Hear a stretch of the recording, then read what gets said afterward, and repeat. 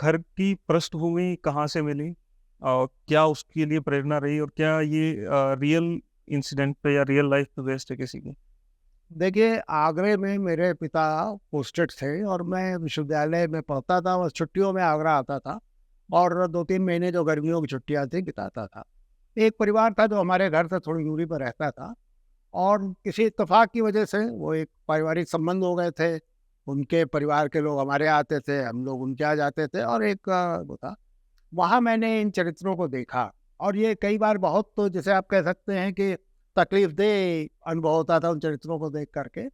लेकिन ये कहना कि ये हूबहू उन्हीं की कहानी है, ये थोड़ा ज़्यादती इसलिए होगी कि कहानी जब आप लिखते हैं, तो उसमें तो बहुत सारी चीज़ें फ़िक्शन का मतलब ही क्या है, उसमें बहुत सारी चीज़ें कल्पना से आती हैं, बहुत सारी चीज़ें आपके कहन से जुड़ी होती है ना, आप किस तरह से चीज़ों को लिखते हैं। तो पूरी तरह से सही भी नहीं है, लेकिन ये भी सही है कि वो सारे पात्र एक तरह से जीवित हाड़-माँस के पुतले थे, जिनको थोड़ा बहुत मैंने गढ़ा, जिनमें थोड़ा बहुत रंग भरा और थोड़ी बहुत मेरी रचनाशीलता ने उनको कुछ भिन्न किया, लेकिन काफ़ी हद तक वो सही सच थे। किसी की पर्सनल लाइफ को इतना निर्मम तरीके से लिख देना, क्या उनकी पर्सनल लाइफ को नेगेटिव वे में अफ़ेक्ट नहीं करता है?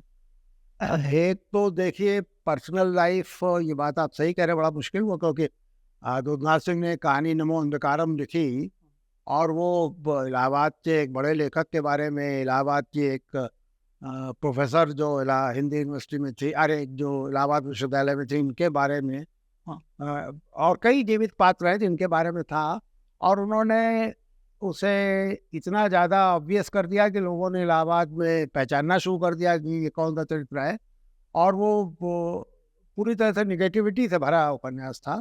मतलब उसमें केवल उनको उनका जो अंधकार वाला पक्ष था, वही दिख रहा था। तो वो तो एक एक्सट्रीम है, मैं समझता हूँ कि उससे शायद बचना चाहिए। हमारे ज़माने के और भी एक बड़े कथाकार हैं, जो जिन्होंने अपने आस-पास के चरित्र उठाए और सिर्फ़ उनकी उनका जो नकारात्मक चरित्र का पहलू था, उसी को उजागर किया। और ज़ाहिर है कि वो बड़े भाई लेखक बड़े हैं, उनके अंदर क्रिएटिविटी कूट-कूट के भरी है। तो उन चरित्रों को उन्होंने इस तरह से पेश किया और शायद उसे छिपाया भी नहीं कि सब उनके आस-पास के लोग पहचानने लगे कि यही चरित्र है। तो वहाँ तो शायद इसमें कुछ आप जो बात कह रहे हैं वो उसमें दम है। लेकिन मैंने इसका हमेशा प्रयास किया, मैंने कोशिश की। एक तो देखिए मेरा ये मानना है कि कोई भी व्यक्ति मतलब कहीं नेगेटिविटी और पॉजिटिविटी ये 2 ही चीज़ें नहीं होती, इनके बीच में ग्रे एरिया नहीं होता है ना। हुँ। एक संस्कृत की कहावत है कि कोई मनुष्य ऐसा नहीं है जिसके अंदर गुण ना हो।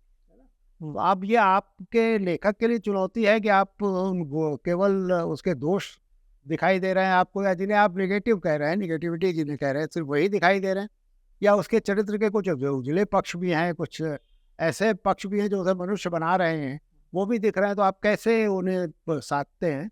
बहरहाल मैंने तो पूरी कोशिश की और मैं खुद चूँकि इसमें विश्वास करता हूँ, मैं कभी किसी व्यक्ति को ब्लैक और व्हाइट में नहीं तौलता। मेरा बड़ा से बड़ा दुश्मन हो, तब भी मुझे अगर आप उसके पॉजिटिव पक्ष बताने को कहें, तो मुझे लगता है कि आप खुश होंगे जान के कि मैं बहुत सारे पॉजिटिव पक्ष गिना सकता हूँ।